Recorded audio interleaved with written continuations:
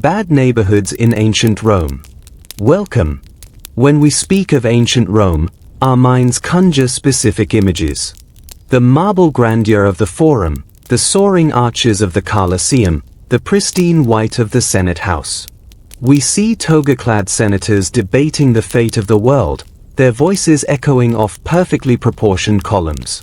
We imagine emperors in purple, orchestrating spectacles of unimaginable scale. We think of law, of order, of Pax Romana, the Roman peace. A civilization that built an empire on the back of unmatched engineering, military might, and a belief in its own divine destiny. But this Rome, the Rome of textbooks and epic films, is only half the story. It is the city's public face, its carefully curated facade. Behind it, unseen by the marble busts and triumphal processions, lay another world. A world that was the lived reality for over 90% of the city's million-plus inhabitants. This was the Rome of the Vici, the sprawling, chaotic, and often terrifying network of neighborhoods that wrapped around the seven hills like a suffocating, relentless tide. This was the Rome of the poor, the working class, the immigrant, the freedman, the hustler, and the desperate. This is the story of the bad neighborhoods of ancient Rome. There was no single bad part of Rome, not in the way we might think of a modern city's district. The danger, the squalor, the moral decay, it was not contained by a wall or a river. It was a gradient, an atmosphere that seeped from the alleyways between aristocratic mansions on the Palatine Hill, that pooled in the low-lying hollows between the Esquiline and the Caelian, and that festered most intensely in the man-made warrens of the Campus Martius and across the Tiber in Transtiberim, modern Trastevere. To understand Rome is to understand these neighborhoods. To understand the empire, you must first walk its most dangerous streets. Our journey begins not with emperors, but with the building blocks of this other Rome, the Insula. The Insulae, vertical slums. Imagine, if you will, a city without zoning laws, without building codes enforced by any entity with genuine authority, and with a population density that would rival modern Mumbai or Hong Kong. This was Rome at its peak. The wealthy few occupied the domus, the sprawling, single-family homes that took up entire city blocks, complete with interior gardens, private baths, and walls that shut out the city's noise. Everyone else lived in insulae. The word insula means island. It's an apt description, for these structures were islands of humanity, cut off from the ground, rising 5, 6, 7, sometimes even 8 stories into the sky. They were the world's first high-rise apartment buildings, born of necessity and greed. With 1 million mouths to feed and bodies to shelter in a city constrained by its ancient Servian walls and the logistical nightmare of expansion, the only way was up. A Roman developer, or speculator, would acquire a sliver of land, and on it, he would erect an insula as cheaply and as quickly as possible. The ground floor was prime real estate. Here, you might find a pop-ina, a simple bar or eatery, a workshop for a craftsman, or the slightly more spacious apartments of those who could afford them. These ground floor units might even have a small taberna front, a shop that opened onto the street. But as you climbed, the quality plummeted. The construction was a nightmare of expediency. The walls were often a patchwork of concrete, rubble, and poor-quality brick, held together by ambition and a prayer. The upper floors, extended outward on wooden beams to create more rentable space, seemed to lean over the narrow streets, their balconies nearly touching those across the way, blotting out the sun and creating perpetual twilight in the alleyways below. A poet of the 1st century BCE, a man named Strabo, who lived through the chaos of the late Republic, described the situation with bitter wit. He remarked that the city was built of insulae, and that the constant danger of fire and collapse was a feature, not a bug. The fear was not abstract. The great architectural theorist Vitruvius, writing during the reign of Augustus, lamented that the ancient building methods of the Etruscans had been abandoned. He argued for thick walls, solid foundations, and limited height. But his was a voice in the wilderness. The profit motive was too strong.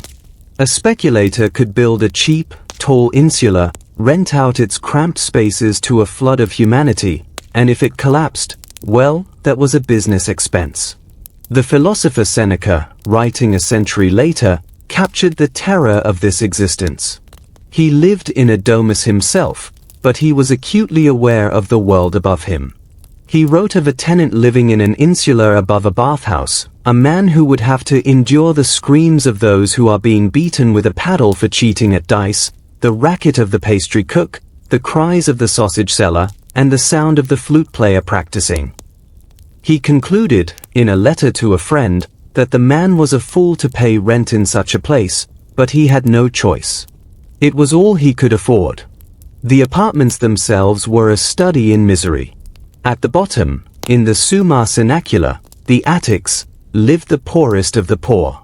A single room, perhaps 10 feet by 12, with no running water, no sanitation, no kitchen, and no source of heat other than a charcoal brazier that filled the space with choking smoke and posed a constant fire risk. A family of 5 or 6 would live, eat, sleep, and die in this space. They would cook on the landing, sharing a single latrine on the ground floor with dozens of other families. The insulae were not just housing, they were vertical slums, pressure cookers of humanity. And the pressure had to go somewhere. Living in such close proximity, with no privacy, no security, and no escape from the noise, the smells, and the misery, bred a particular kind of desperation. The insulae became breeding grounds for crime, for vice, and for the simmering resentment that would occasionally explode into riots that shook the very foundations of the empire. The Roman satirist Juvenal, a man who made a career out of documenting the filth and fury of the city, wrote his most famous lines about this very predicament. He asked his readers, with venomous sarcasm, who, in the city, is allowed to sleep? The rich, who can afford a domus far from the noise of the streets. For the poor, sleep was a luxury. Their nights were filled with the rumble of carts. Since wheel traffic was banned during the day, the streets at night became a cacophony of heavy wagons delivering goods to the city's markets. They were serenaded by the shouts of the vigils, the city's fire watch, who patrolled for flames. They were kept awake by the sounds of brawling, of drunken singing, and of the ever-present threat of a collapsing ceiling. This was the foundation upon which the bad neighborhoods of Rome were built. Not just physical structures, but a system designed to pack the poor so tightly that crime and violence became not a deviation from the norm, but the norm itself. The streets, a world of noise, filth, and peril. To step out of an insula was not to escape the squalor, but to immerse yourself in its most concentrated form. The streets of Rome, particularly in the working-class districts, were not the paved, orderly thoroughfares of a modern city. They were, in the words of one ancient historian, rivers of filth. The urban planner's dream of a grid system had long since been abandoned. The ancient city grew organically.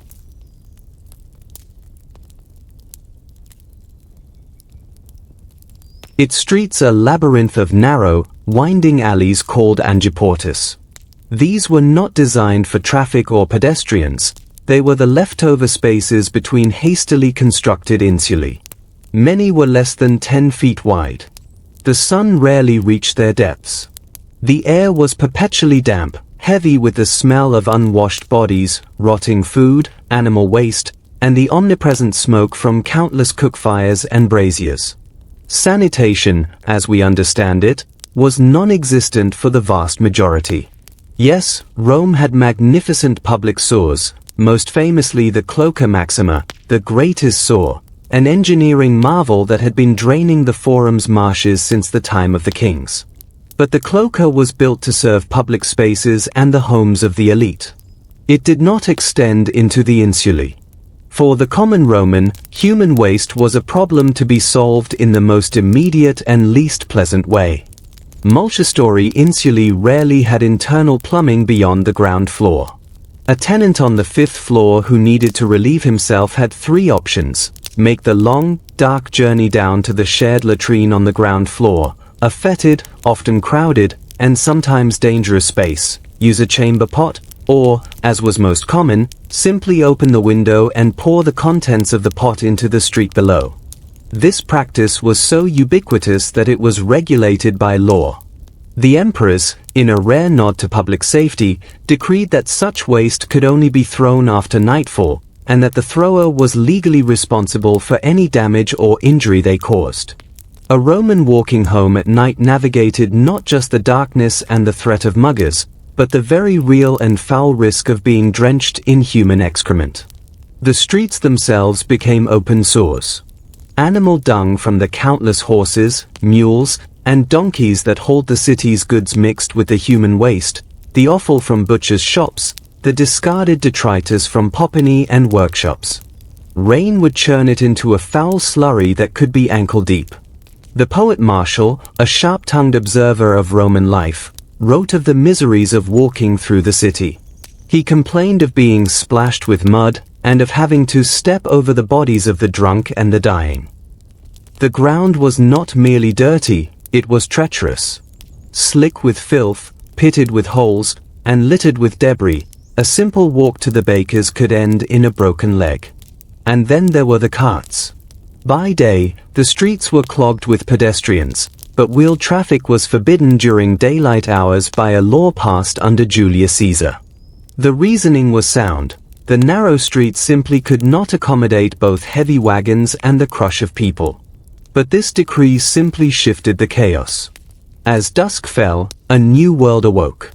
The plaustra, the heavy, ox-drawn wagons that brought food, building materials, and goods from the ports and countryside, began their slow, grinding journey through the city.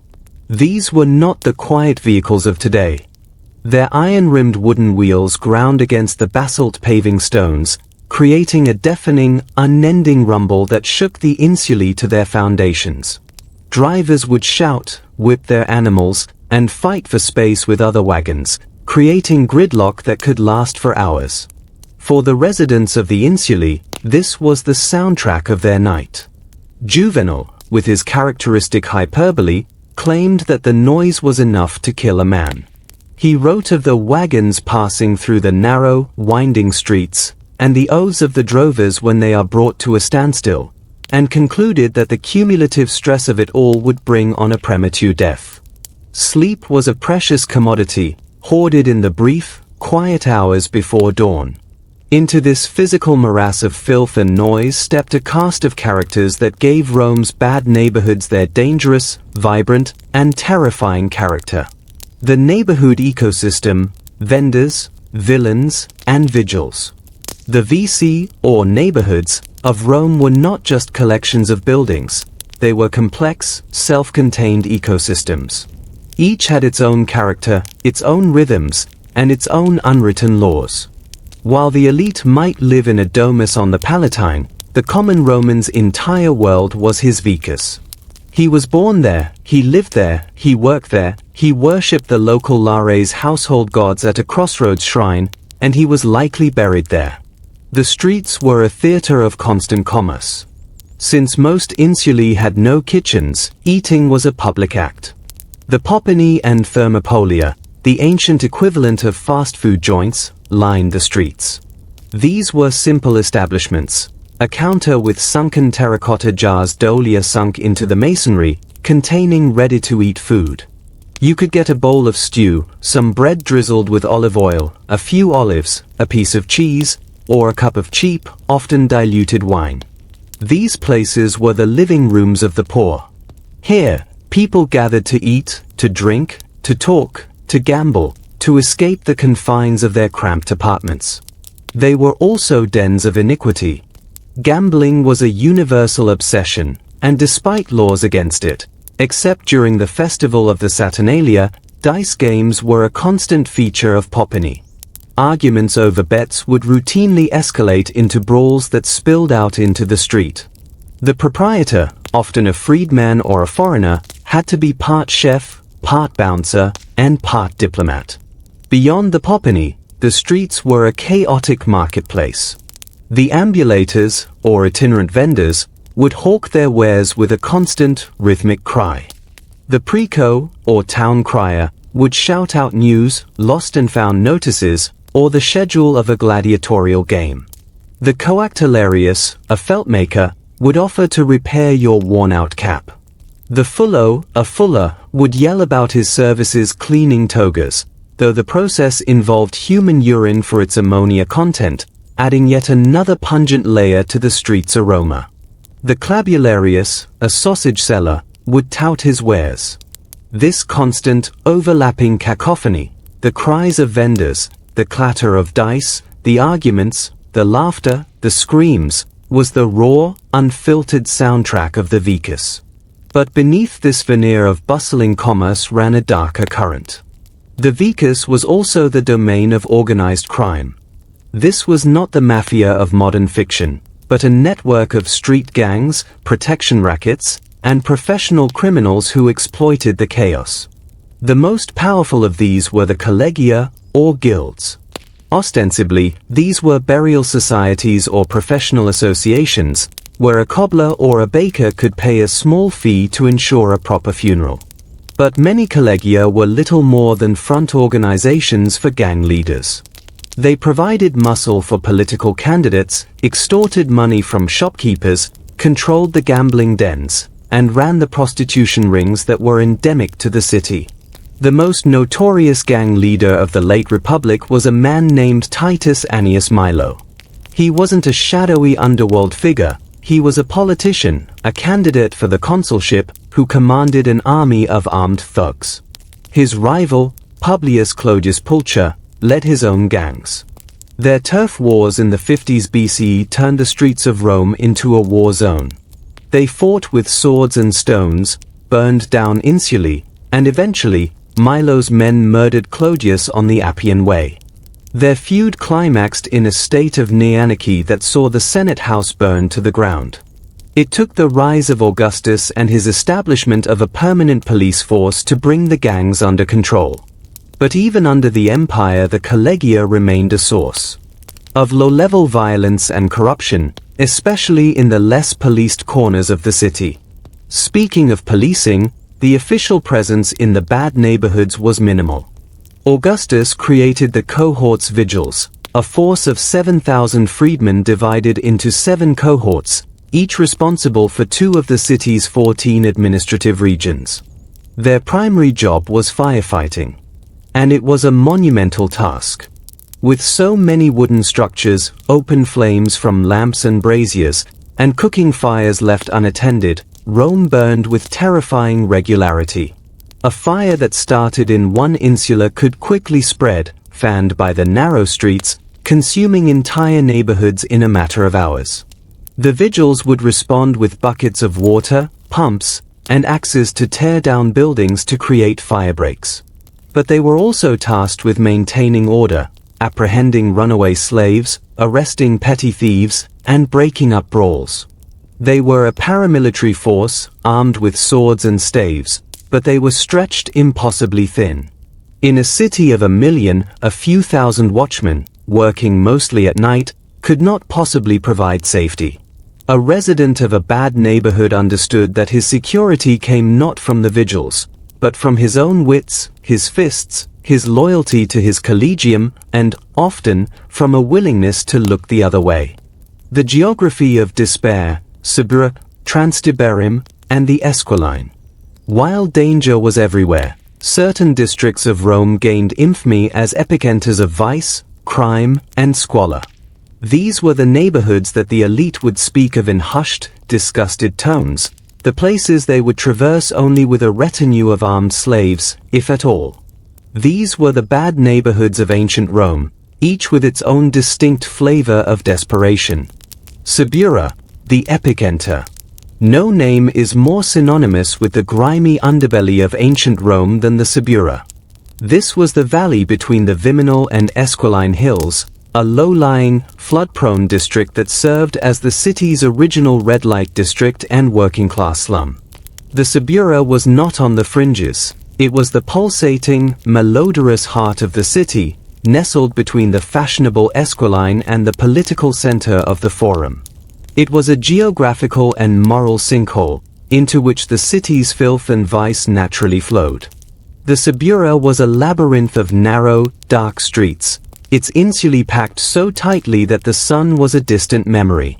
The air was thick with the smoke from forges, the stench of tanneries, and the smell of unwashed humanity. Here, the great poet Marshall lived for much of his career, scraping out an existence in a third-floor garret.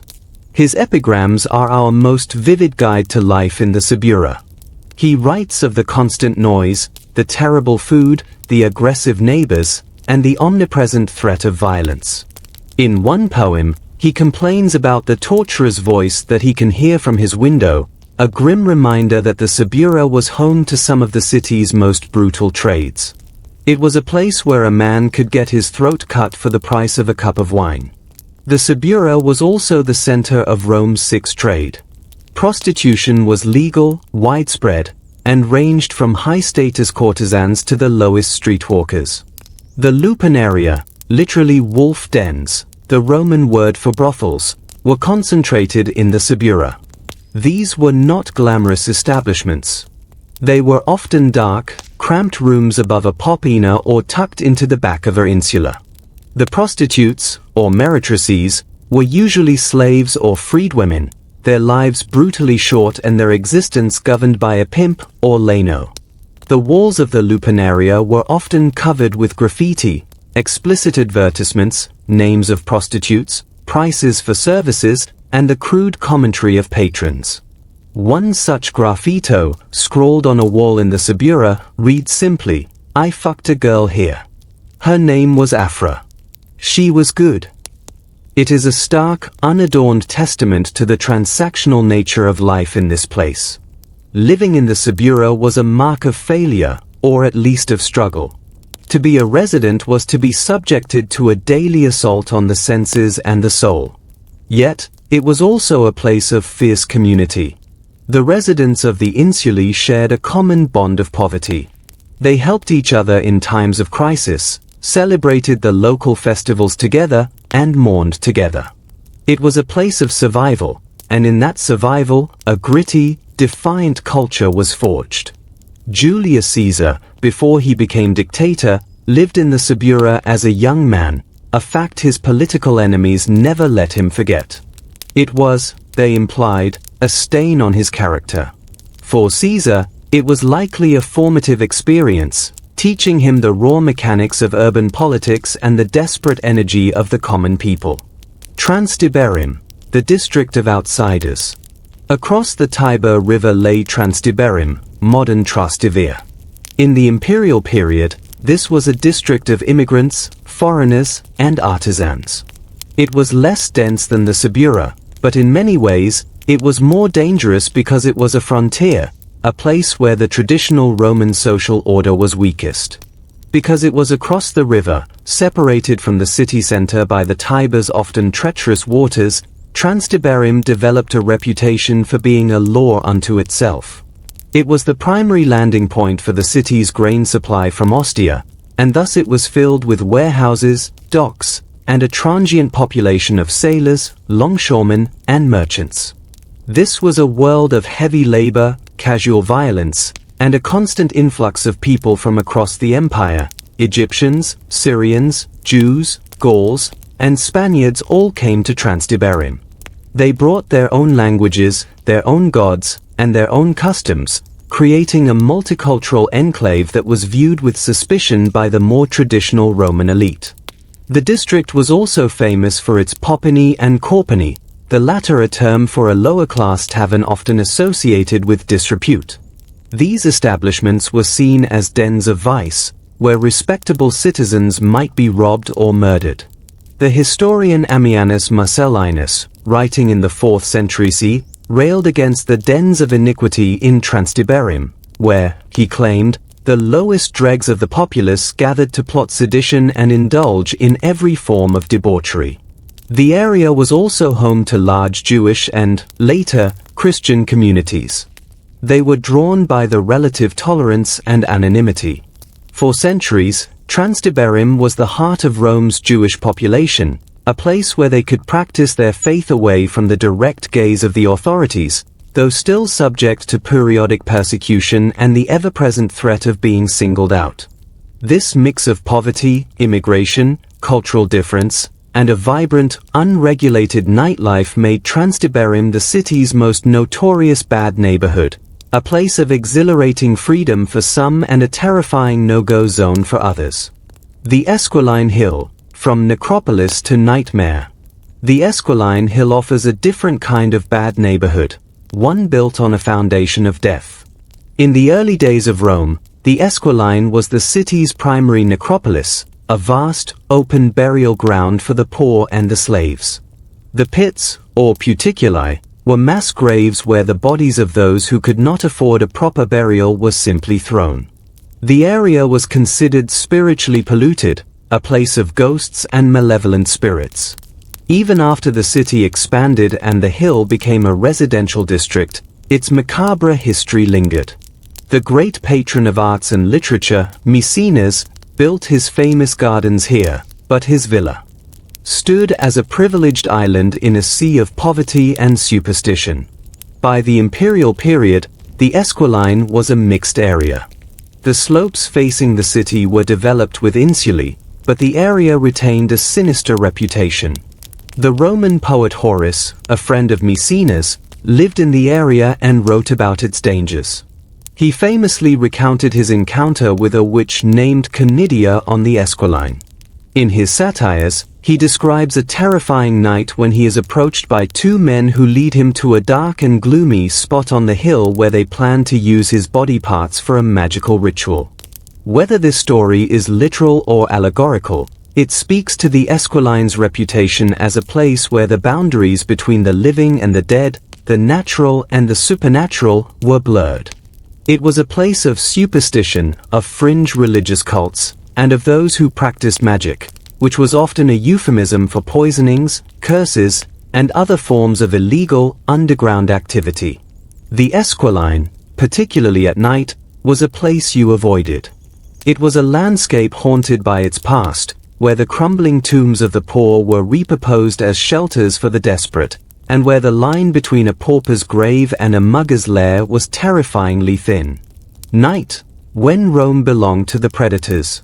If the days in Rome's bad neighborhoods were defined by a grinding, chaotic struggle for survival, the nights belonged to the predators.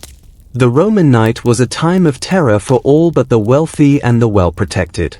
With the setting of the sun, the city underwent a transformation. The narrow streets, already treacherous, became pitch black. There was no municipal lighting. A few oil lamps might flicker in a popina or outside a rich man's domus, but for the most part, a pedestrian was left to navigate by memory, by the feel of the uneven pavement underfoot, and by the rare sliver of moonlight that might penetrate the overhanging insulae. This darkness was the domain of the grassators, the street muggers. They were not romantic highwaymen. They were desperate men, often armed with a simple club fustis or a dagger pugio, who would lurk in doorways, in the deep shadows of an angiportus, or at the foot of a tenement stairwell. Their targets were anyone who looked like they had something worth stealing: a cloak, a pair of sandals, a few coins, a woman's jewelry. The grassator operated with a swift, brutal efficiency. A blow to the head, a quick rifling of pockets, and a disappearance back into the labyrinth before the victim could even cry out. If the victim resisted, the encounter could easily turn fatal. The Roman author Seneca, ever the moralist, used the night as a metaphor for the dangers of the city.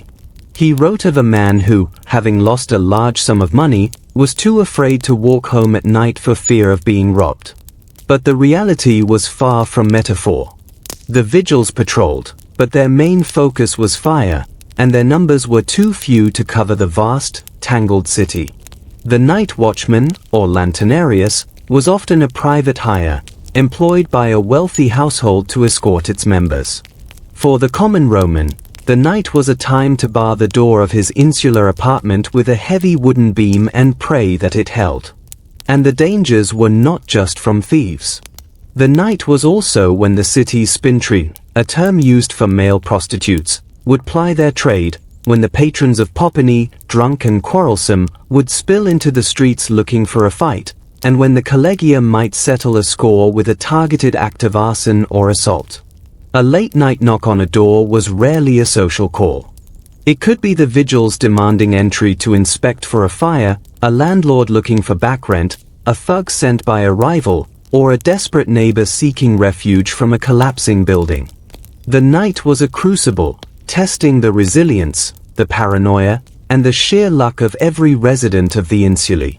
The response, law, order, and the politics of fear. How did the Roman state respond to this pervasive atmosphere of danger and squalor? The answer is complex, a mixture of genuine concern, cynical political manipulation, and a fundamental limitation of pre-modern governance.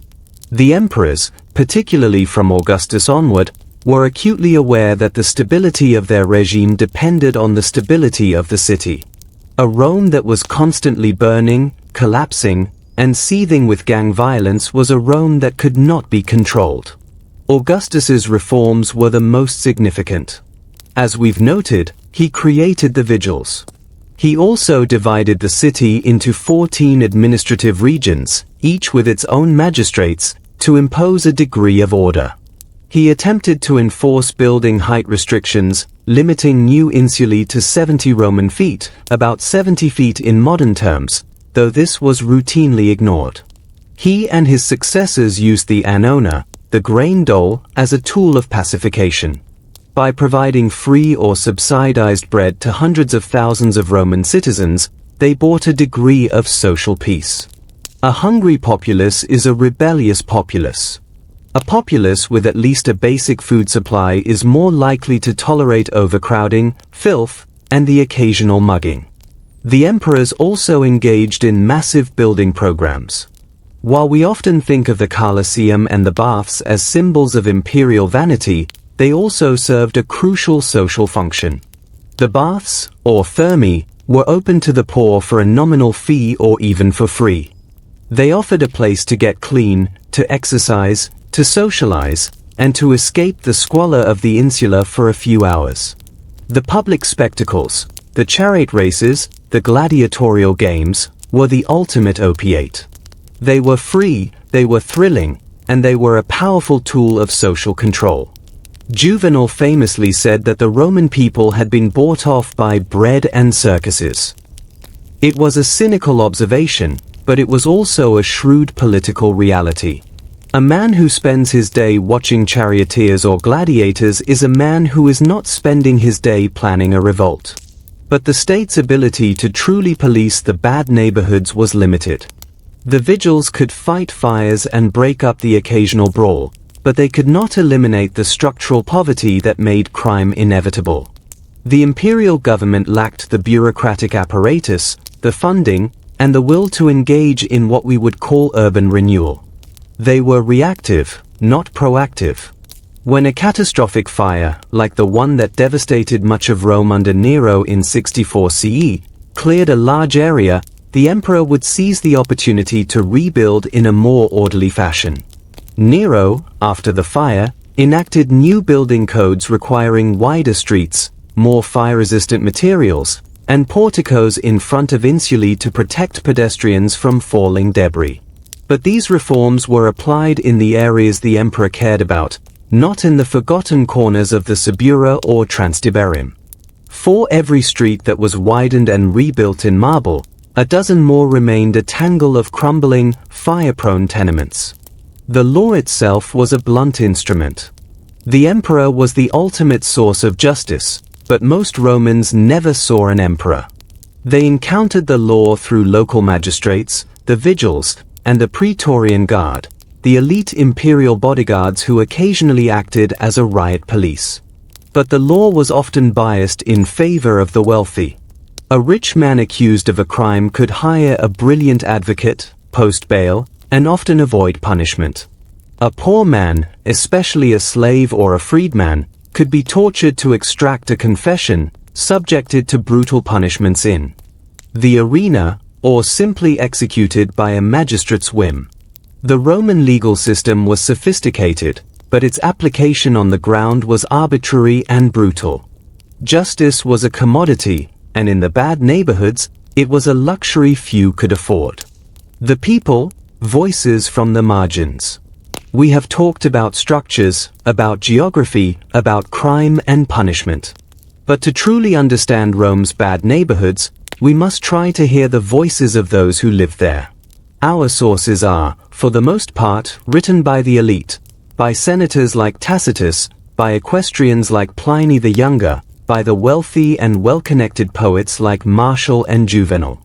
They looked down upon the poor with a mixture of fear, disgust, and a kind of anthropological curiosity. But their writings, especially the satires and epigrams, are filled with telling details. And they are supplemented by something more direct, the graffiti that covers the walls of Pompeii, Herculaneum, and the remnants of Rome itself. These scratched and painted messages offer us a raw, unfiltered glimpse into the minds of the common people. Consider a graffito from a popina in Pompeii. "We have wet the bed, innkeeper, I confess. We were wrong. But if you ask who, we won't tell you."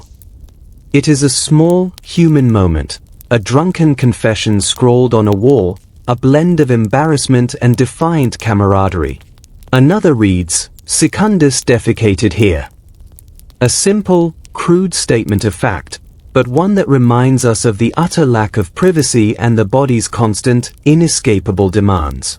Then there are the political graffiti. In Pompeii, walls are covered with endorsements for local candidates. "I ask you to elect Gaius Cuspius Pansa as aedile. He deserves it." But there are also hostile ones. "All the late-night drinkers support Vartia." This graffito is a political attack, suggesting that Vartia's base of support is among the disreputable patrons of Popini. It shows how the perception of a candidate's association with the nightlife and the wrong crowd could be used against him. It's a window into how the politics of the VC worked, where loyalty was earned in the taverns and the alleys. The graffiti also speak to the violence.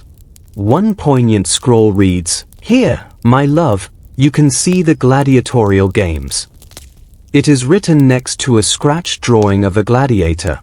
Another warns, "Whoever writes here, may they be eaten by a dog." These are the voices of people who lived with death and brutality as a daily reality. They wrote their names, their loves, their jokes, and their grievances on the walls because the walls were the only permanent things in their lives. Their apartments were temporary, their jobs were precarious, their lives were fragile. The walls of the city became their diaries, their message boards, their monuments. And what of the women? Our sources are even more skewed. We hear of women like the prostitutes of the Subura, their names, Aphrodite, Fortunata, Victoria, scratched into the plaster of Lupernaria, along with their prices. We hear of Lanistae, female gladiators, a rare and scandalous phenomenon that existed in the shadows of the official games. We hear of women like the fictional Canidia, the Witch of the Esquiline, a trope that likely masked the reality of women who practiced folk medicine, magic, and other marginal trades. Their lives were doubly constrained, by their gender and by their poverty. They were often the most vulnerable to violence, to exploitation, and to the harshest judgments of the law and society. One of the most remarkable voices to emerge from the margins is that of a man named Epictetus. He was born a slave in Hierapolis, in modern-day Turkey, and lived in Rome in the late 1st century CE. He served as a slave in the household of one of Nero's freedmen. He was lame, possibly from a cruel master. After he was freed, he began to teach philosophy, specifically Stoicism, in Rome. His teachings were recorded by his student Arrian. Epictetus's philosophy was not for the wealthy and privileged. It was a philosophy of survival for the powerless.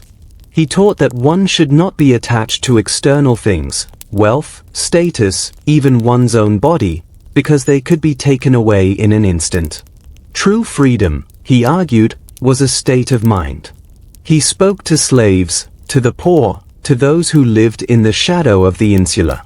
His lectures were a form of psychological resistance, a way for the downtrodden to find dignity and inner peace in a world that denied them both.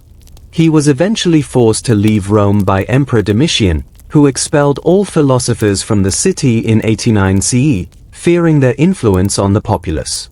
It was a testament to the power of a voice that could arise from the very depths of Rome's social order and challenge its foundations.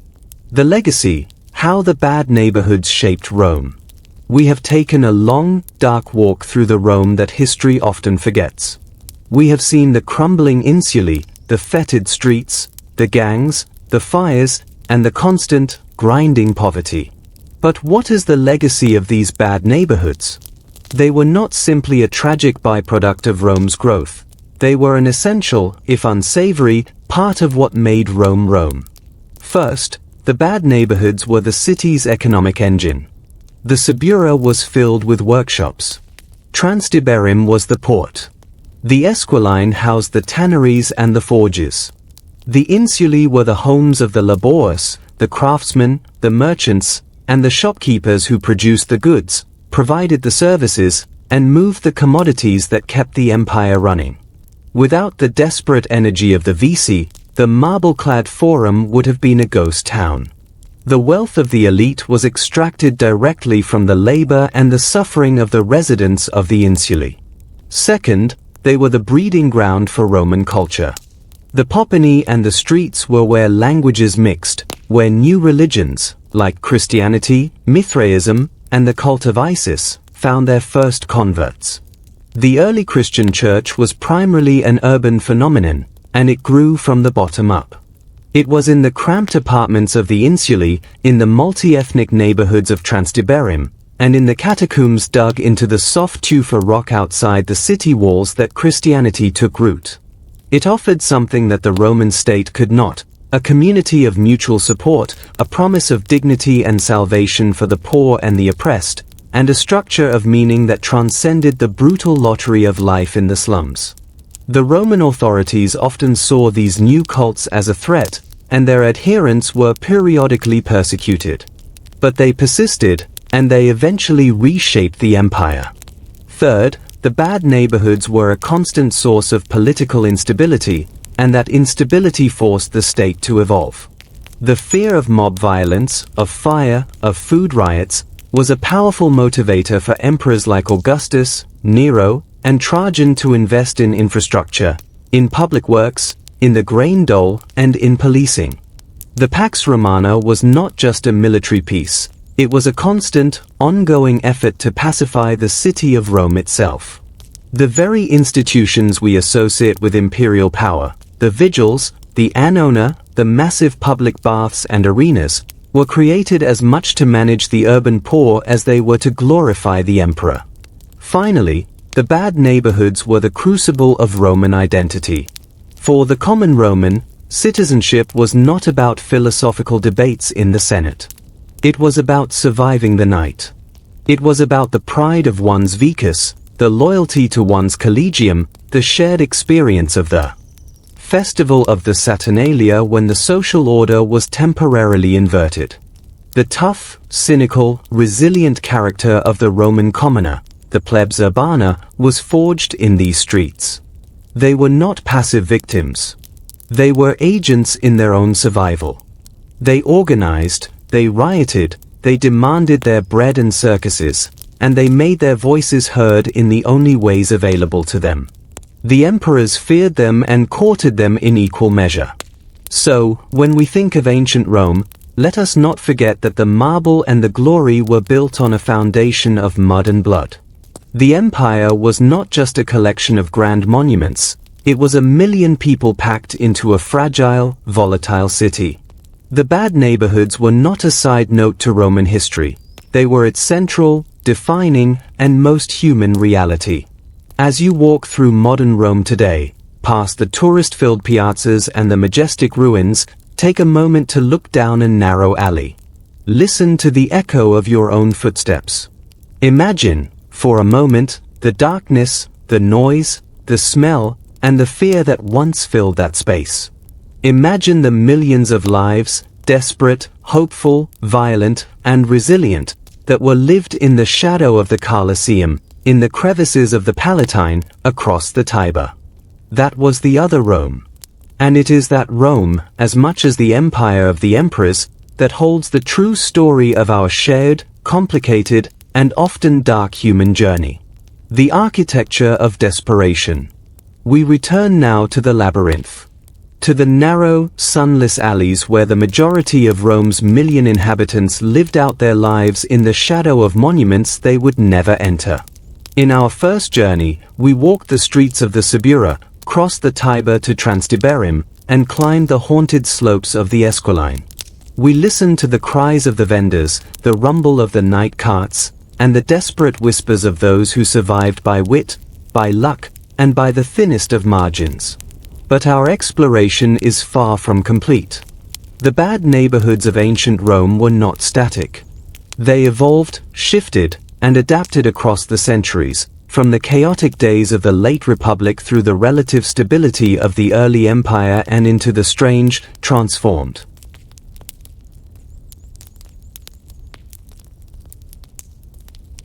world of late antiquity.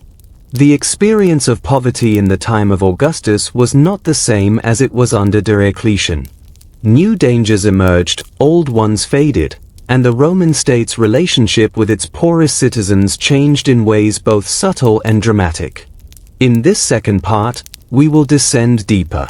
We will examine the infrastructure, or lack thereof, that made life in these neighborhoods a daily gamble. We will explore the lives of those who occupied the very bottom of the social hierarchy, the slaves, the fugitives, and the outcasts who had no legal protection and no voice in the historical record. We will investigate the role of religion and magic as tools of survival and resistance. And we will trace how the bad neighborhoods, far from being merely a shameful footnote to Roman greatness, were the engine rooms of social change, the birthplaces of new faiths, and the ultimate testing ground for the durability of the Roman experiment. To understand the bad neighborhoods, we must first understand what it meant to live in them. Not just the poverty, but the physical reality of the structures themselves. The insulae were not merely buildings, they were technologies of exploitation designed to extract the maximum profit from the minimum investment. And they were failing, constantly, catastrophically, all around their inhabitants. The collapsing ceiling, building for failure. Let us return to the insula and examine it not as a sociological concept but as a piece of architecture, if the word can be applied to such shoddy workmanship. The Roman developer, the speculator, operated with a calculus that would be familiar to any modern slum landlord. The goal was to maximize rentable space while minimizing construction costs. Safety, durability, and the welfare of tenants were not considerations. They were obstacles. The typical insula was constructed using a technique called opus incertum or opus reticulatum for the facing, small, irregular stones or diamond-shaped tough blocks arranged in a net-like pattern, with a core of opus cementitium, Roman concrete. In theory, this could produce strong, durable structures. The Pantheon, with its magnificent unreinforced concrete dome, stands as a testament to what Roman engineers could achieve when they had imperial backing and unlimited resources. But the insula was not the Pantheon. The concrete used in tenement construction was of inferior quality, mixed with too much sand and too little lime. The bricks were often undefied, crumbling to dust within a few years. The wooden beams that supported the upper floors and the roofs were scavenged, reused, and riddled with dry rot. Worst of all was the problem of height. Augustus, as we noted, attempted to limit new insulae to 70 Roman feet, about 70 modern feet, or roughly 5 to 6 stories. But the law was routinely ignored or circumvented. By the time of Trajan in the early 2nd century CE, the emperor was forced to impose a stricter limit of 60 feet, and even that was widely violated. In the most densely packed districts, insulae soared to 7, 8, or even 9 stories. These were not feats of engineering, they were disasters waiting to happen. The Roman architect Vitruvius, writing in the 1st century BC, was scathing about the building practices of his day. He contrasted the solid, well-built structures of the ancient Greeks and the early Romans with the reckless construction of contemporary insulae. He noted that because land prices were so high, builders would cram as much as possible onto a tiny footprint, using thin walls to save money. The result, he wrote, was that the walls, being weakened by the removal of the material, are often cracked and fall down. He described entire rows of insulae collapsing, burying their inhabitants in the rubble.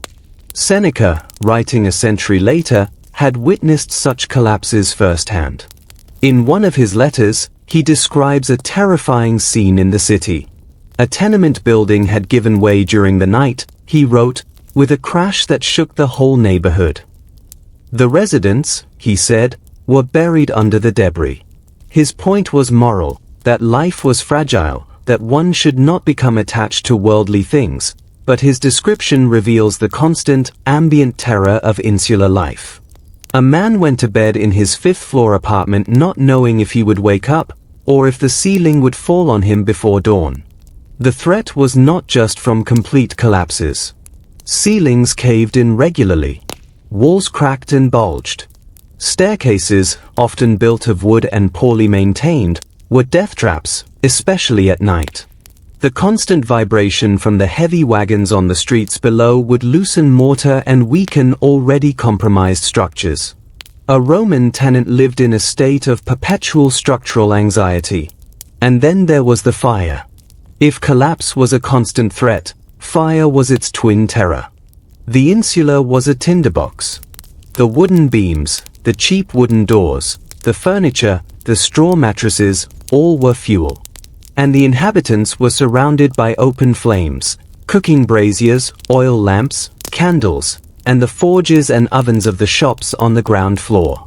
A single overturned lamp, a forgotten brazier, a spark from a blacksmith shop, and a fire could erupt in moments. Because the insulae were built so close together, often sharing party walls, a fire in one building would almost inevitably spread to its neighbors. The narrow streets acted as chimneys, fanning the flames and making it nearly impossible for firefighters to reach the source. The vigils were brave and dedicated, but their equipment was primitive. Buckets of water passed by hand pumps, and axes to tear down buildings to create fire breaks. By the time they arrived at a major fire, it was often too late. The Great Fire of 64 CE, the one that Nero was famously accused of starting, was merely the largest and most catastrophic of a long series of urban conflagrations. Rome burned, and it burned often. In the 1st century CE alone, major fires devastated the city in 6 CE, 12 CE, 22 CE, 26 CE, 36 CE, 64 CE, 69 CE, and 80 CE. Each time, thousands of insulae were reduced to ash. Each time, the survivors were left homeless, their meager possessions gone, forced to join the ranks of the city's already vast population of displaced and destitute. The response of the emperors was telling. After the fire of 64 CE, Nero did not merely rebuild. He used the opportunity to confiscate vast swathes of land, evict the poor from the slopes of the Palatine and Esquiline, and construct his Golden House, a sprawling palace complex that covered 100 acres in the heart of the city. The fire, whatever its cause, gave him the space he needed to indulge his architectural megalomania. The poor who were displaced were pushed further out, into even more crowded and dangerous insulae on the margins. The cycle of displacement, poverty, and disaster continued, uninterrupted. The living and the dead, slaves, fugitives, and the invisible. We have spoken of the poor, the freeborn citizens and freedmen who inhabited the insulae. But beneath them, occupying an even more precarious position, were the enslaved. Rome was a slave society. At its peak, perhaps 1/3 of the city's population were slaves. They were everywhere, and yet, in the historical record, they are almost invisible. We know their names from inscriptions and graffiti, often simple, functional names like Felix Lucky or Eros Love, but we rarely know their stories. Their lives, especially in the bad neighborhoods, were defined by a terror that went beyond the structural dangers of the insula. They were property. They had no legal personhood. Their bodies, their labor, their very existence belonged to another. The experience of slavery in Rome varied enormously, from the elite Greek tutors who educated the children of senators to the wretched masses who worked in the mines, on the great agricultural estates, and in the city's most degrading trades. In the bad neighborhoods, slaves were concentrated in the lowest forms of labor, the ergastula, or slave barracks, attached to the workshops of the subura, the lupanaria, where enslaved women were forced into prostitution, the familia urbana, the household slaves who served the wealthy but were often housed in cramped, windowless rooms in the back of domus or in the ground floors of insulae. The life of an urban slave was one of constant surveillance and constant vulnerability. They could be beaten at their master's whim, sold to a new owner at any time, or punished with horrific cruelty for perceived offenses. A runaway slave was a hunted creature. The Roman state devoted significant resources to tracking fugitives. Professional slave catchers, or fugitivarii, scoured the city, offering rewards for information and returning runaways to their masters, often after brutal interrogations. The punishment for a captured fugitive could be branding on the forehead, crucifixion, or being thrown to the wild beasts in the arena. And yet, slaves ran. They ran in numbers so large that the authorities could not stop them. The bad neighborhoods were the natural refuge for fugitives. In the crowded, anonymous streets of the Subura or Transtiberim, a runaway slave could lose himself among the masses. He could find work as a day laborer, take shelter in a popina, and hope that his master's reach did not extend to that particular alley. The collegia, the street gangs, sometimes offered protection, for a price. A fugitive slave might exchange one form of servitude for another, becoming a henchman for a gang leader in exchange for shelter. The line between the free poor and the enslaved was often blurry in practice, if not in law. A freeborn laborer could find himself in a situation barely distinguishable from slavery, indebted to a landlord, a moneylender, or a collegium boss, his movements constrained, his freedom merely theoretical. The presence of so many slaves and fugitives in the bad neighborhoods contributed to the elite's perception of these areas as zones of moral and social disorder. To a Roman senator, the Subura was not merely a place of poverty, it was a place where the natural order, the hierarchy of master and slave, had broken down. It was a place where a slave could walk beside a free man, where a prostitute could share a bench with a citizen, where the categories that structured Roman society became dangerously unstable. This anxiety, this fear of the breakdown of order, was a constant undercurrent in the writings of authors like Juvenal and Tacitus. They saw in the teeming insulae not just poverty, but a threat to civilization itself. The gods of the alleys, religion, magic, and resistance. If the state offered the poor little in the way of protection or justice, they sought solace elsewhere. The bad neighborhoods of Rome were fertile ground for religious innovation. The official cults of the Roman state, the worship of Jupiter on the Capitol, the rituals of the Vestal Virgins, the deified emperors, were distant, formal affairs. They took place in grand temples that the poor could see but rarely enter. They required the participation of priests and magistrates, members of the elite. They offered nothing to a woman in a fifth-floor insula whose child was dying of fever, or to a day laborer who had been crippled in a building collapse. What the poor turned to was something else entirely, a vast, syncretic world of local cults, foreign gods, mystery religions, and magic. Every vicus had its compitum, a shrine at the crossroads dedicated to the lares compitales, the guardian spirits of the neighborhood. These were humble affairs, a small altar, a few simple statues, but they were the spiritual heart of the community. Residents would gather there for festivals, offer sacrifices, and reaffirm their bonds with their neighbors. The worship of the Lares was a religion of the vicus, rooted in place, in the specific street and alley where one lived.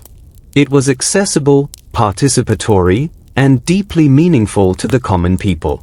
But the spiritual landscape of the bad neighborhoods was far more diverse than the official cults of the Lares. Rome was a magnet for people from across the empire, and they brought their gods with them. In Transtiberim, Egyptian merchants established a temple to Isis, the great mother goddess whose cult promised healing, protection, and the hope of an afterlife. The worship of Isis was especially popular among women and the poor. Her rituals were emotional, ecstatic, and deeply personal. They offered a direct, unmediated relationship with the divine, a stark contrast to the cold formalism of the state cults. The Roman authorities periodically suppressed the cult of Isis, seeing it as subversive and foreign, but it persisted, flourishing in the shadows. The same was true of Mithraism, a mystery cult that spread through the Roman world in the 1st and 2nd centuries CE. Mithraism was a religion of soldiers, merchants, and freedmen. Its followers gathered in small, windowless underground temples called Mithraea, which were often built in the basements of Insulae or in warehouses in Transtiberim. The rituals were secret, the hierarchy was graded, and the bonds between initiates were intense. For a man living on the margins of Roman society, Mithraism offered community, a sense of purpose, and a pathway to salvation. It was a religion that thrived in the interstitial spaces of the city, hidden from the gaze of the authorities. And then there was Christianity. In the first 2 centuries of its existence, Christianity was a religion of the urban poor. It grew not in the palaces of the elite but in the insulae, the workshops, and the popini of the bad neighborhoods. The early Christian communities were small, secretive, and often persecuted. They met in private homes, the domus ecclesiae, converted into meeting spaces. One such house church, discovered in Duriropos in Syria, was a modest dwelling whose walls were knocked through to create a larger space for worship. In Rome, similar house churches existed in the working-class districts, particularly in Transtiberim and along the Via Appia. What did Christianity offer that the traditional cults did not? For the poor, it offered radical equality. In the Christian community, Paul had written, "There is neither Jew nor Greek, there is neither slave nor free, there is neither male nor female." This was a revolutionary idea in a society built on hierarchy.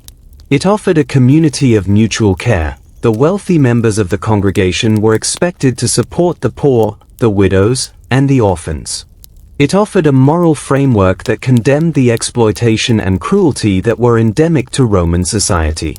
And it offered the promise of resurrection, of a life after death that would erase the suffering of this one.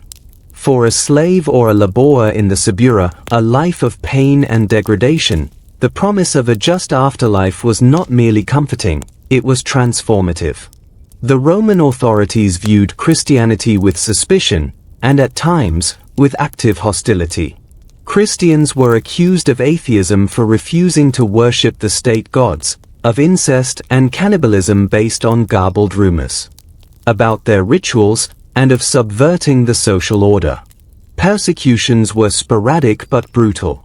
Under Nero, after the fire of 64 CE, Christians were rounded up and executed in horrific ways, crucified, burned alive, torn apart by dogs. Under Domitian, Trajan, and Decius, the persecutions continued. Yet the religion grew. It grew because, in the bad neighborhoods of Rome, it offered something that the empire could not: a sense of dignity, a community of support, and a hope that transcended the squalor and violence of daily life. Alongside these organized religions, the bad neighborhoods were also a realm of magic. Magic, magia in Latin, was a catch-all term for practices that fell outside the bounds of approved religion. Curse tablets, love spells, divination, the summoning of spirits. The poor turned to magic as a way to exert some control over a world that offered them none. A laborer who had been cheated by his landlord might commission a curse tablet, a thin sheet of lead inscribed with a plea to a deity to harm the wrongdoer. These tablets have been found by the hundreds, deposited in wells, graves, and sacred springs, liminal spaces where the boundary between the world of the living and the world of the dead was thin. The Esquiline Hill, with its history as a necropolis, was a center of magical activity. The witches and sorcerers that Horace wrote about were not purely literary inventions. They were real practitioners who sold their services to the desperate. A woman whose lover had abandoned her might pay a witch to create a love potion. A man who feared that his rival was using magic against him might pay a sorcerer for protection. The authorities condemned magic and periodically tried to suppress it. The emperors Augustus, Tiberius, and Constantine all issued edicts against magicians, but it was impossible to eradicate. It was too deeply embedded in the daily lives of the poor.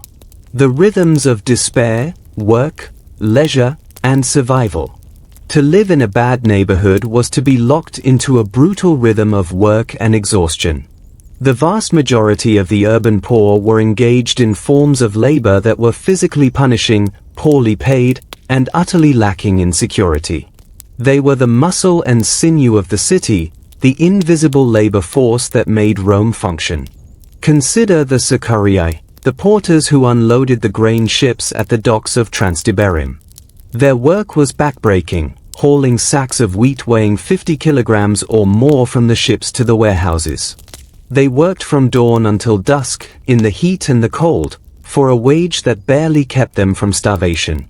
They lived in the cramped insulae along the river, their bodies broken by the work, their lungs filled with the dust of the grain. They were organized into collegia, the corpus sicarium, which provided a measure of solidarity and, perhaps, a decent burial for those who could afford the dues. But their lives were short and their deaths were unremarked. Then there were the full ones, the fullers, who cleaned and processed wool and cloth. Their workshops were concentrated in the valleys between the hills, where water was available and the stench would not offend the elite. The process of fulling involved soaking cloth in vats of human urine, which was collected from public latrines for its ammonia content. The full ones would then stomp on the cloth with their feet, a process that destroyed their legs over time. The smell was so pervasive that the presence of a fuller's workshop could make an entire block uninhabitable. Yet the work was essential. Without the full ones, the togas and tunics of Rome would have been filthy rags. The fabbri, the craftsmen, carpenters, metalworkers, masons, occupied a slightly higher tier of the labor market, but their lives were no less precarious. A carpenter in the Subura might be a skilled craftsman, but he was always one accident, one illness, one downturn in business away from destitution. He worked in a small taberna opening onto the street, his tools his only capital. At night, he closed his shutters and retreated to a cramped apartment above his shop, where his family lived in a single room. For the women of the bad neighborhoods, the options were even more limited. A married woman might work alongside her husband in his shop, or take in piecework, spinning, weaving, sewing, to supplement the family income.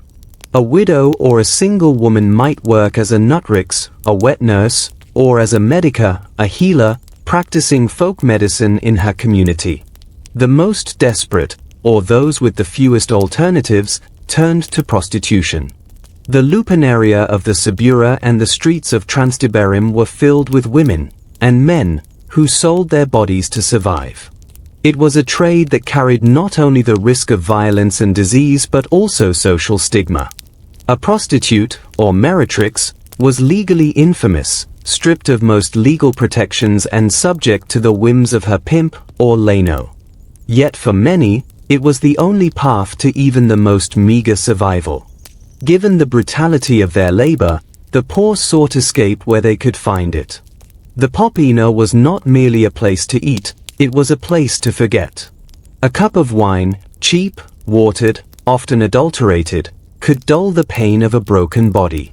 Dice games offered a chance, however slim, to win enough to pay the rent. The public baths, or thermae, were a refuge. For a small fee, a Roman could spend the afternoon in the baths, moving from the hot room to the cold, socializing with friends, exercising in the palestra, and, for a few hours, feeling like a civilized human being rather than a beast of burden. And then there were the spectacles. The gladiatorial games, the chariot races, the animal hunts, the public executions, these were the great obsessions of the Roman poor. The emperors understood this. They used the games as a tool of social control, a way to pacify the masses with blood and spectacle. For the residents of the Insulae, the games were an escape. In the arena, they could watch the powerful brought low, the condemned destroyed, the skill and courage of the gladiators. They could cheer for their favorite chariot team, the reds, the whites, the blues, the greens, with a passion that bordered on religious fervor. The races at the Circus Maximus, which could hold 250,000 people, were a form of mass catharsis. For a few hours, the divisions of class and status dissolved in the shared thrill of the competition. But the games were also a reminder of the violence that permeated Roman life. The executions that took place in the arena, condemned criminals torn apart by wild beasts, burned alive, forced to fight to the death, were a form of state terror, a message to the poor about what happened to those who challenged the order. The line between entertainment and intimidation was deliberately blurred.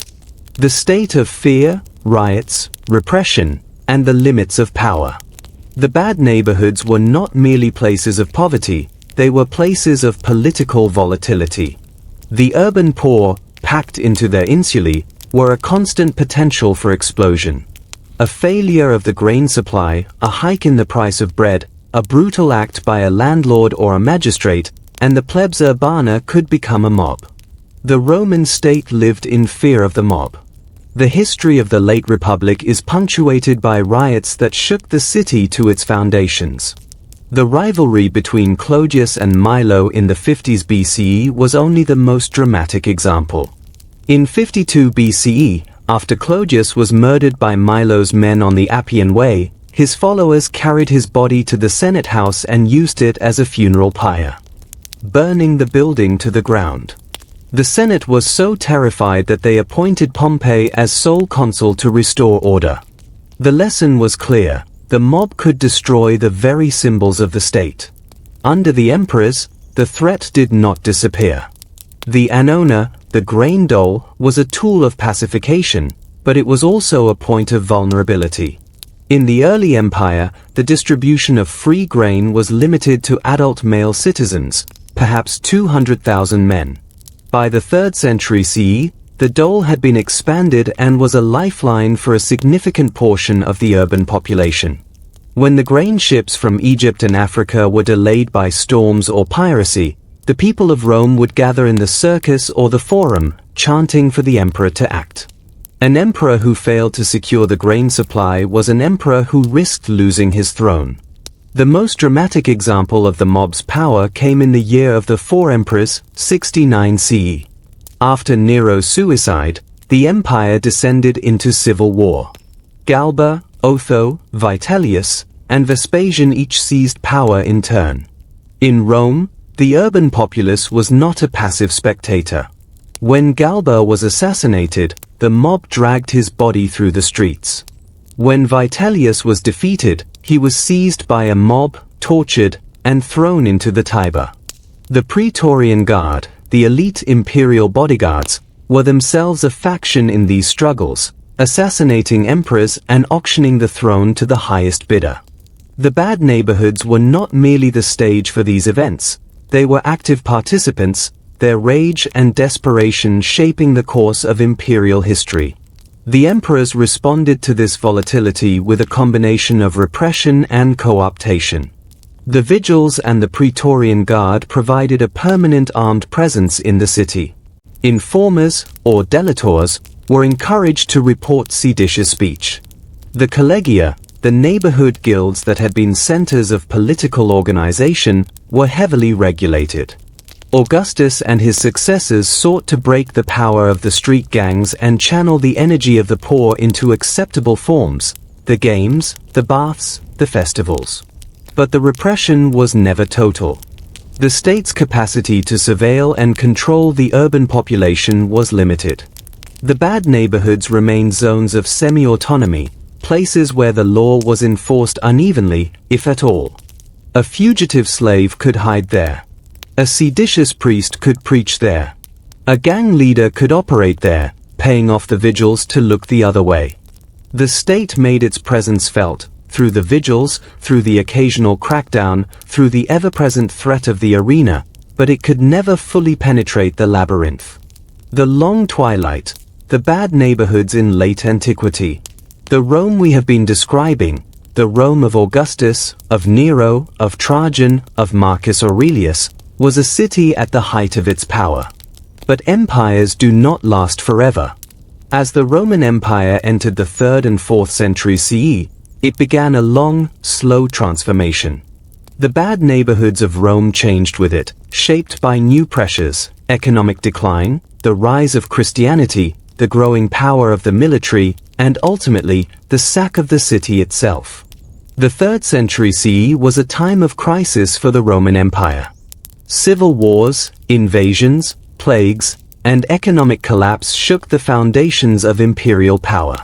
The city of Rome, once the undisputed center of the world, began to decline relative to other centers, Constantinople, Milan, Trier. The emperors spent less and less time in the city. The annona, the grain dole, became more difficult to maintain as the empire's agricultural surplus shrank. The population of Rome, which had peaked at over 1 million in the 2nd century, began to fall. For the residents of the bad neighborhoods, the crisis meant harder times. The insulae were maintained less and less. More buildings collapsed or were abandoned. The streets, never clean, became even more choked with refuse. The vigils were reduced in number and effectiveness. Crime increased. The state's capacity to provide even the minimal level of order that had existed in the early empire was eroding. At the same time, the religious landscape of the city was being transformed. Christianity, once a persecuted cult of the poor, had become the religion of the emperors. Constantine, after his victory at the Milvian Bridge in 312 CE, legalized Christianity and began a massive program of church construction in Rome. The new churches, St. John Lateran, St. Peter's, St. Paul's outside the walls, were not built in the old center of the city, the Forum and the Palatine. They were built on the margins, near the catacombs where the martyrs were buried, in the neighborhoods that had been the strongholds of the Christian community. Transtiberim, with its long history as a center of immigrant and outsider communities, became a Christian stronghold. The Domus Ecclesiae, the house churches, were replaced by grand basilicas. But the poor still came. They gathered at the tombs of the martyrs, seeking healing and protection. Christianity brought new forms of charity to the bad neighborhoods. The church established institutions for the care of the poor, the sick, and the orphaned. Bishops distributed grain and money to the needy. The monastery, a new institution, began to appear on the edges of the city, offering a space of refuge and contemplation. For the urban poor, the church was not merely a spiritual institution, it was a social safety net, the only one available in a world where the state was increasingly absent. But Christianity also brought new divisions. The city was torn by theological disputes, Arians versus Orthodox, Donatists versus Catholics, that sometimes erupted into violence. The old pagan elite, centered in the Senate, resisted the new religion. The temples were closed, the statues of the old gods were toppled. The lares of the vici, the spirits of the neighborhoods, were denounced as demons. The spiritual landscape that had sustained the poor for centuries was being erased. The 4th and 5th centuries CE saw a gradual but inexorable decline in the city's fortunes. The emperors abandoned Rome altogether, moving their capital to Constantinople, to Milan, to Ravenna. The Western Empire was under increasing pressure from barbarian tribes, Goths, Vandals, Franks, who crossed the frontiers and settled within the empire's borders. In 410 CE, the unthinkable happened. Alaric the Goth and his army marched on Rome and sacked the city. For 3 days, the Goths rampaged through the streets, looting, burning, and killing. The great houses of the elite were plundered. The insulae of the poor were not spared. The city, already in decline, was dealt a blow from which it would never fully recover. The shock of the sack of Rome reverberated throughout the Mediterranean. The pagans blamed the Christians, saying that the old gods had abandoned the city because the people had abandoned them. The Christians, in turn, argued that the sack was a punishment for the city's sins, but also a sign that the earthly city was not the true home of the faithful. Saint Augustine, writing in the aftermath of the sack, composed The City of God, a work that redefined the relationship between Rome and Christianity. The eternal city, he argued, was not the city of marble and stone, but the community of the faithful, which transcended the rise and fall of earthly empires. Rome would be sacked again by the Vandals in 455 CE and again by various forces in the centuries that followed. The population, which had once topped 1 million, fell to a few tens of thousands. The insulae crumbled, their materials scavenged for new buildings. The great public spaces, the forum, the baths, the amphitheaters, fell into ruin, overtaken by vegetation. The bad neighborhoods, the places of poverty and struggle, were not destroyed by the sack. They simply faded, depopulated, returning to the land from which they had been carved. But the legacy of those neighborhoods did not fade. It lived on in the churches that stood at their heart, in the cults of the saints who had once walked their streets, in the collective memory of the Roman people. And it lives on today, in the archaeology that is slowly, painstakingly revealing the lives of those who lived in the shadow of the marble monuments. The archaeology of the forgotten. What remains of the bad neighborhoods of ancient Rome? If you walk through the modern city, you will not find them as they were. The insulae are gone, collapsed or demolished centuries ago. The streets have been paved over, their alignments altered. The Popeni and Thermopolia are buried beneath layers of history.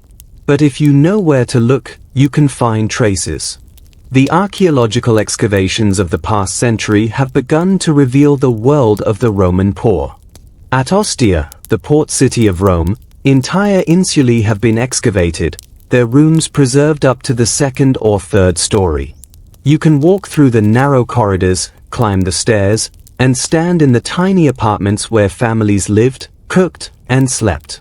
You can see the counters of the Thermopolia, with their sunken dolia still in place. You can read the graffiti on the walls, the names, the jokes, the boasts, the laments. At Ostia, the world of the poor is not a literary construct. It is a physical reality, preserved in brick and stone. In Rome itself, the excavations beneath the Basilica of San Clemente, near the Colosseum, reveal a remarkable stratigraphy of poverty.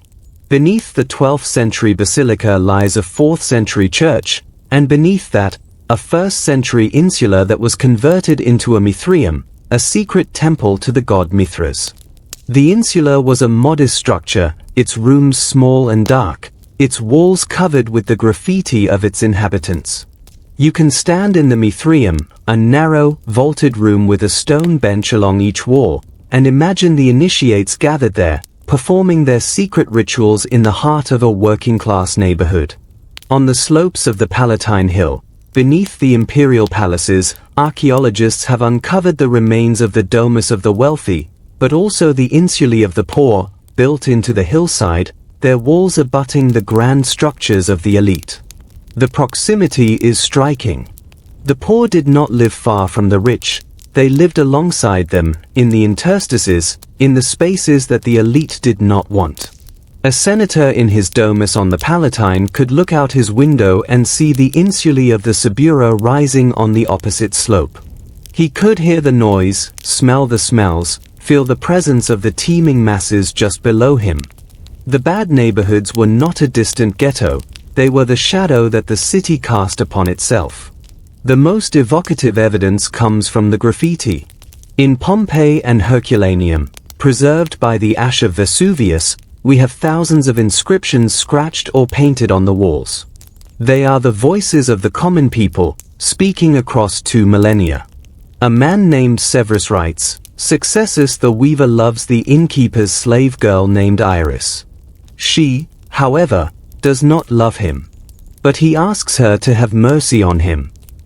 Another graffito reads, "I am amazed, O wall, that you have not collapsed and fallen into ruin, since you must bear the boring scribblings of so many writers." There is humor, there is longing, there is frustration, there is a vivid sense of lives being lived. And there is violence. A graffito from a popina in Pompeii warns, "If anyone wants to fight, let him step forward." Another records a fight that took place, "Epaphra, you are a gladiator, but you fight like a coward." The walls were witnesses to the brawls, the challenges, the bravado of men who had little else to assert their place in the world. The archaeology of the bad neighborhoods is still being written. New excavations, new technologies, new ways of looking at old evidence are constantly revealing new details about the lives of the Roman poor. We will never have a complete picture. The vast majority of the inhabitants of the Insulae left no written records, no monuments, no mark on history beyond the material traces of their existence.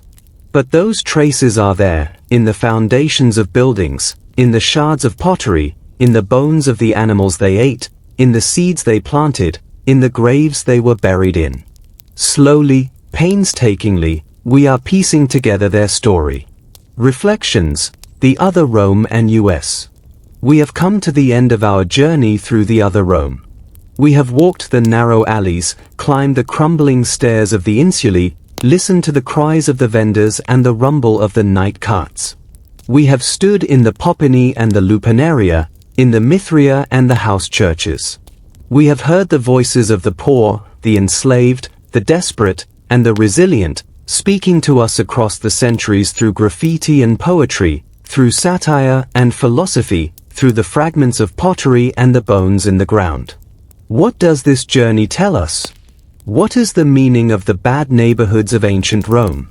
It tells us, first, that the Roman world was not a world of marble and togas alone. It was a world of mud and blood, of crushing poverty and relentless struggle.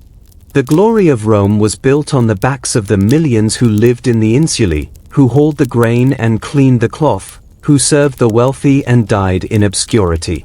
The great monuments, the Colosseum, the Forum, the baths, were not gifts to the people. They were instruments of control, opiates to pacify the masses, expressions of power that were as much about intimidation as about public benefit.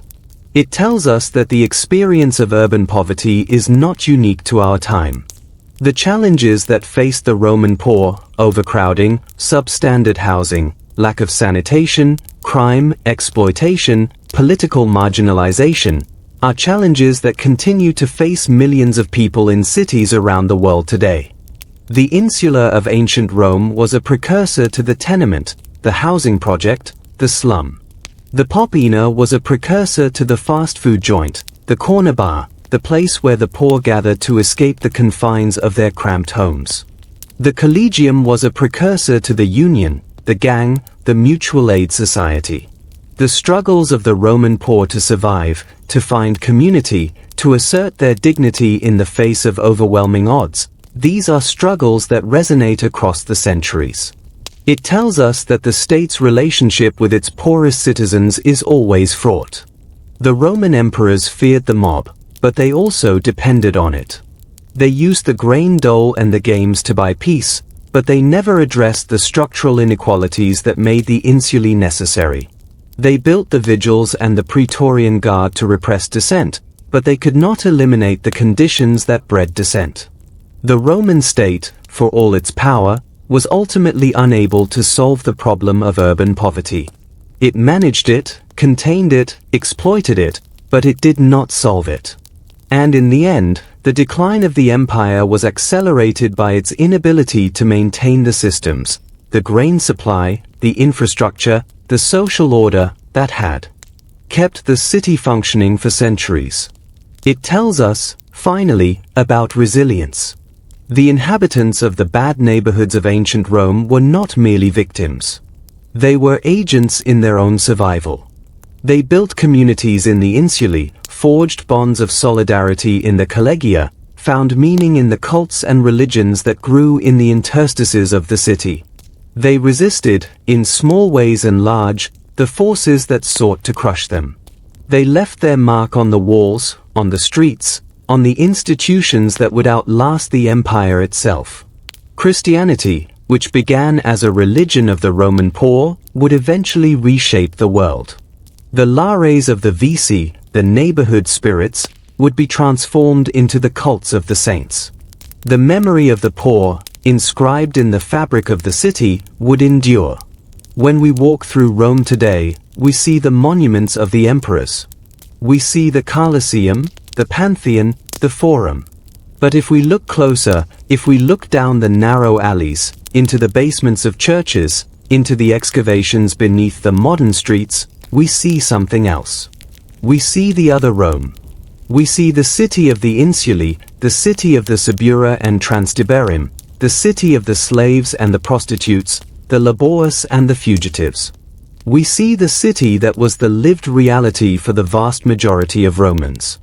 And in seeing that city, we see something of ourselves, the struggles, the inequalities, the resilience that are part of the human condition across time and across civilizations. The bad neighborhoods of ancient Rome are gone. The insulae have crumbled, the streets have been remade, the population has shifted. But the patterns persist. The forces that created the Subura, inequality, exploitation, the concentration of wealth and power in the hands of a few, are forces that continue to shape our own cities, our own societies. The question that faced the Roman emperors, how to manage a population of desperate poor without addressing the structures that made them desperate, is a question that faces us today. The other Rome is not just a historical subject. It is a mirror. And if we look into it, we may see not only the past, but also the present, and perhaps a warning for the future.